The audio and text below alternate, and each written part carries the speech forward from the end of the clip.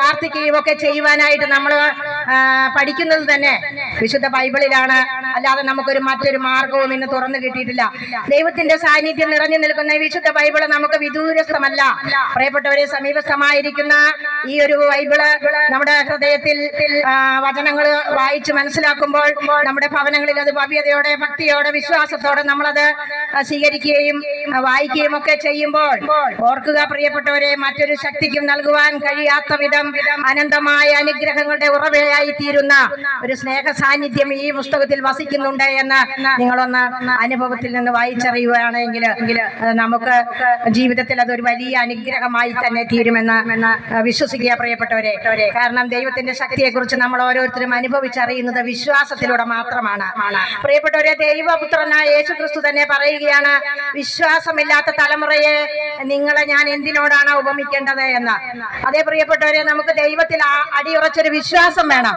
എല്ലാ കാര്യങ്ങളിലും നമ്മള് കണ്ടു മാത്രം വിശ്വസിക്കാതെ, അതേ തോമാസ് ലീഗയെ പോലെ, യേശുവിന്റെ പ്രിയ ശിഷ്യനായിരുന്ന തോമാസ് ലീഗ പ്രിയപ്പെട്ടവരെ, യേശുവിന്റെ മരണശേഷം ശിഷ്യന്മാർക്ക് പ്രത്യക്ഷപ്പെട്ടു. തന്റെ സഹോദരങ്ങള് സഹപാഠികളൊക്കെ ആയിരുന്ന ആ ശിഷ്യന്മാര് പറഞ്ഞു, കർത്താവിനെ ഞങ്ങൾ കണ്ടു എന്ന് പറഞ്ഞപ്പോൾ തോമാസ് ലീഗ യേശുവിനോട് കൂടെ 3 വർഷം കൂടെ നടന്നിരുന്ന ശിഷ്യനായിരുന്നു. എല്ലാ കാര്യങ്ങളും നേരിട്ട് മനസ്സിലാക്കിയിരുന്ന ഒരു ശിഷ്യനായിരുന്നിട്ടും പറയുകയാണ്, നമ്മളൊക്കെ ഇന്ന് പറയുന്നത് പോലെ തന്നെ വചനം കേൾക്കുമ്പോഴും ദൈവത്തിന്റെ ആ ഒരു ശക്തിയിലേക്കും അവിശ്വാസികളായ നമ്മളെ പോലെയൊക്കെ തന്നെ പ്രിയപ്പെട്ടവരെ വിശുദ്ധ തോമാസ് ലീഗയും പറയുകയാണ്, ഞാൻ നീ പറഞ്ഞാൽ മാത്രം വിശ്വസിക്കത്തില്ല. എനിക്ക് യേശുവിന്റെ ആ ഒരു ആണിപ്പഴുതുള്ള ആ കൈകളില് എന്റെ കൈവിരൽ ഇട്ടാല് ഞാൻ വിശ്വസിക്കാം. അല്ലെങ്കിൽ അവൻ എനിക്ക് നേരിട്ട് പ്രത്യക്ഷപ്പെടണം.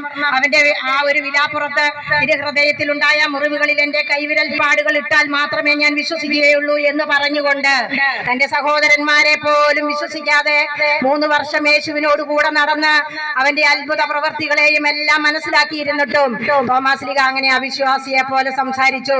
അതേ പ്രിയപ്പെട്ടവരെ, ഇന്നും നമുക്ക് അതൊക്കെ തന്നെയാണ് സംഭവിക്കുന്നത്. യേശു ക്രിസ്തു ഇന്നും നമ്മുടെ ഹൃദയത്തിൽ വസിക്കുന്നു എന്ന് നമ്മൾ അവിശ്വസിക്കുകയാണ് ചെയ്യുന്നത്. യുഗാന്ത്യം വരെ ഞാൻ നിങ്ങളോട് കൂടെ ആയിരിക്കുമെന്ന് ദൈവമായ കർത്താവ് തന്റെ ഏകപുത്രൻ യേശുവിലൂടെ നമ്മോട് സംസാരിച്ചപ്പോൾ ഈ ലോകത്തിൽ നമ്മൾ ജീവിച്ചിരിക്കുന്ന ഓരോ നിമിഷവും നമ്മുടെ ഹൃദയത്തിൽ വസിക്കുന്ന യേശുവിനെ കാണാൻ കഴിവില്ലാത്ത അന്ധമായ കണ്ണുകളോടുകൂടി വസിക്കുന്നവരാണ് നമ്മള്. വിശ്വാസം വെറും വാക്കുകൾ കൊണ്ട് മാത്രമായി തീർന്ന ഒരു ബലഹീന പാത്രങ്ങളായാണ് നമ്മള്.